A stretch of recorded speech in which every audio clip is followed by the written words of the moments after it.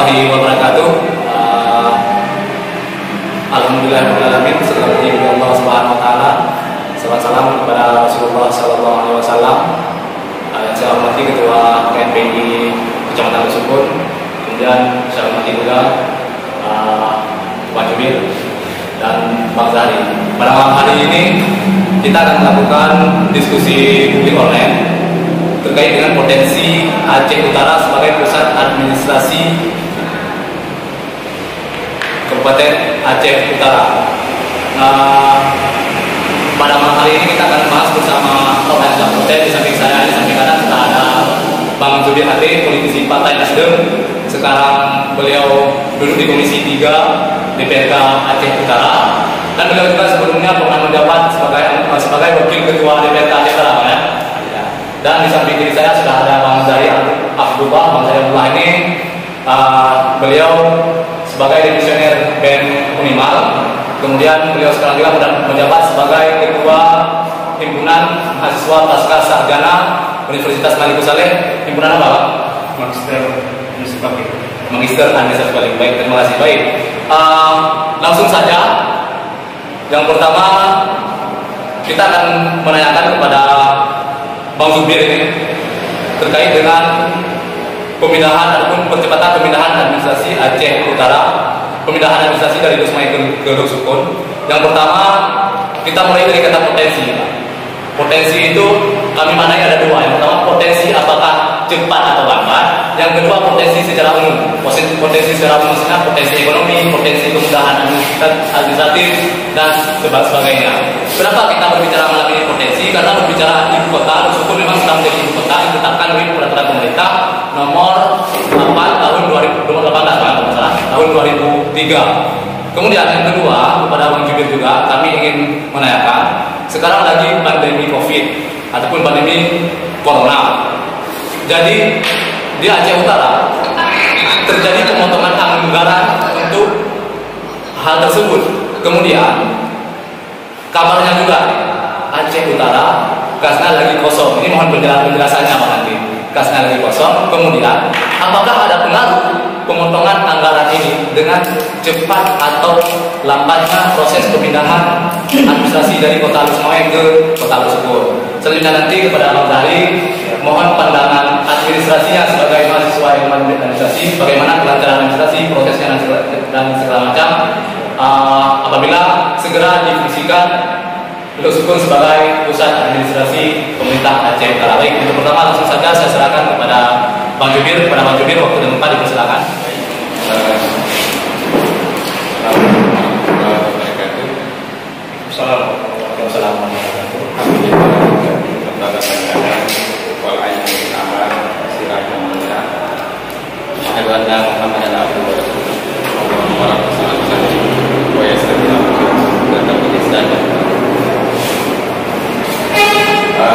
Yang pertama sekali kita panjatkan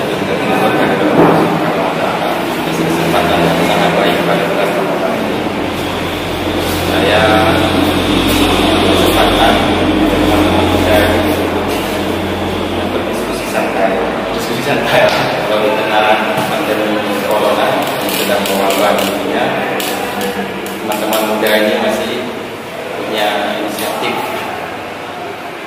untuk mencoba membangkitkan kembali gairah-gairah demi kebaikan kita semua, terutama demi percepatan pemindahan ibu kota Kabupaten Utara. Selanjutnya, selawat Waalaikumsalam, sama kita sajikan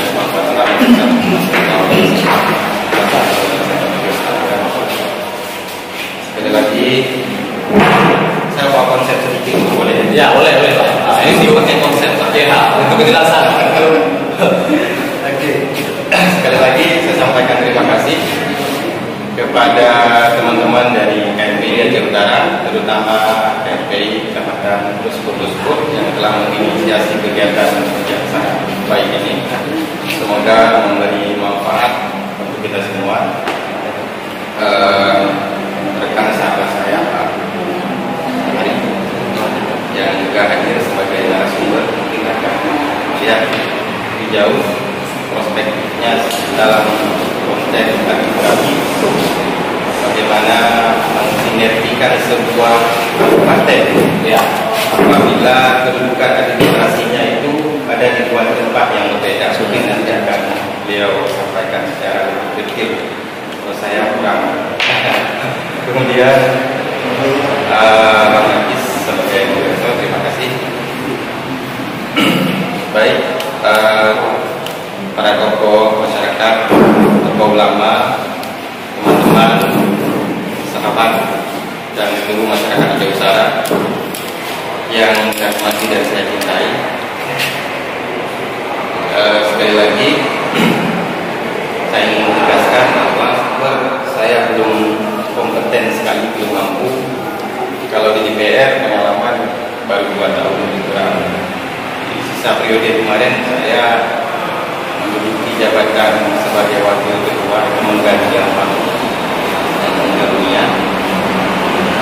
Dibandingkan dengan teman-teman lainnya yang ada di DPR, mungkin jam terbang, pengalaman, kemudian pengabdian Aceh Utara ini saya masih tergolong yang paling rendah dan paling paham. Merentang oke. Dan pasti saya paling rendah di antara teman-teman lain. Tapi ini karena undangan dari teman-teman muda, saya merasa juga masih muda. 32 tahun. Luar biasa. 2 tahun. Luar biasa. 5 tahun. Harus hadir. Ini tantangan masih hadir. Bicara bukan cerita. Ya, baik. Kalau menanggapi pertanyaan dari Bang Hafiz terkait dengan potensi masih lama atau masih harus segera? Ya. Jadi pertama berbicara potensi, kita harus melihat Aceh Utara ini secara utuh dulu. Ya. Secara lebih detail bagaimana Aceh Utara ini sebenarnya. Jadi saya ingin menanggapi potensi pemindahan ini cepat atau lambat dari 3 aspek. Yang pertama, apakah suku ini pantas? Saya ingin menjawabnya dari aspek sejarah. Aspek sejarah mungkin jelas selama ini kita sudah merayakan hari jadi Aceh Utara pada 7 September, artinya pada setiap 7 September dengan perhitungan bahwa Aceh Utara sudah berdiri sejak 794 tahun yang lalu. 7 lebih sudah. Artinya 7 abad lebih. 7 abad lebih. Lebih Aceh Utara ini sudah ada. Ini untuk kaum muda pemerintah ya Pak. Dan perhitungan itu diambil berdasarkan yang tertera pada makam Ratu Aisyah, yaitu cucu dari Sultan Malik Saleh terakhir. Kalau dari tempat itu yang terlihat sekarang adanya di Kecamatan Saputra. Tapi beberapa literatur sejarah juga menggambarkan bahwa Duskun ini juga menjadi bagian daripada kota migrasi dari Kerajaan Yerusalem yang mungkin ada tempatnya di antara bangunan yang sekarang akan bangun menjadi kantor Bupati dan Desa. Itu yang pertama kalau kita kaji dari sejarah. Yang kedua dari aspek hukumnya. Dari aspek hukum, Aceh Utara ini dibentuk dengan keputusan Presiden nomor 6 tahun 1959, lama sekali sudah, dan ditetapkan dengan 3 kewedanan atau 3 kewilayahan. Dulu ada 3 wilayah. Yang pertama, wilayah pertama itu ada di Kabupaten Berit, sekarang menjadi Kabupaten Berit. Wilayah Berit, yang kedua wilayah Lusmawe, dan yang ketiga wilayah Luskun. Artinya timur, tengah, dan barat. Berit melepaskan diri menjadi daerah otonom Kabupaten Berit pada tahun 1999. Kemudian dilanjutkan dengan Kota Lusmawe pada tahun 2001, dan pada akhirnya tahun 2003 keluar peraturan pemerintah nomor 18 tahun 2013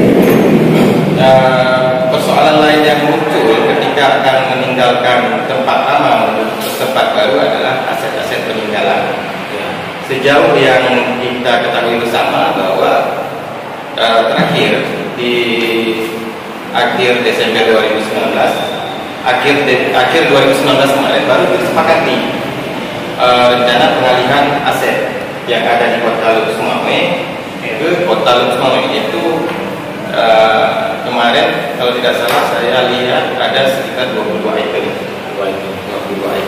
Kemudian melalui setelah difasilitasi oleh provinsi sudah ada kesepakatan bahwa 22 item itu akan diserahkan ke Kota Lubuk Sumawe melalui kompensasi. Kalau yang saya dengar nanti provinsi akan membantu sekitar 40%, ya 30% ditanggung oleh kita, 30% lagi dari Sumawe. Itu juga akan dikompensasi secara bertahap dalam waktu jangka panjang. Kemudian yang terakhir, pertama aspek sejarahnya sudah saya jelaskan, yang kedua aspek hukum dan perjalanan teknisnya sudah saya sampaikan. Yang terakhir ini aspek spirit, mentalitas dan isme. Ini menarik. Ini yang paling menarik. Ya. Mungkin nanti akan saya sampaikan di closing statement aja lah. Boleh. Ya. Oke, baik. Itu pertanyaan yang pertama. Kalau harus menjawab apakah cepat dan tidak, apakah lambat atau tidak, saya pikir dari awal tahun komitmen dan konsistensi pemerintah dan DPR bersama-sama kita sudah memang memungkinkan. Pada awal tahun kemarin DPR bersama dengan pemerintah juga bersama-sama turun untuk melihat langsung bagaimana kondisi agar kita bisa pindah di pertengahan tahun ini. Ya. Ada pernyataan dari Ketua DPR. Ada pernyataan bahwa bulan Juni mereka sudah, dan kami DPR pun menyepakati sudah. Saya pikir ya potensinya pasti. Kalau kita melihat dari perjalanan sejarah, kemudian aspek hukumnya pasti dan wajib pindah. Wajib pindah dalam jangka waktu sesingkat-singkat. Kemudian Bapak bilang, ini semangat Bung Karno nih. semangat Bung Karno.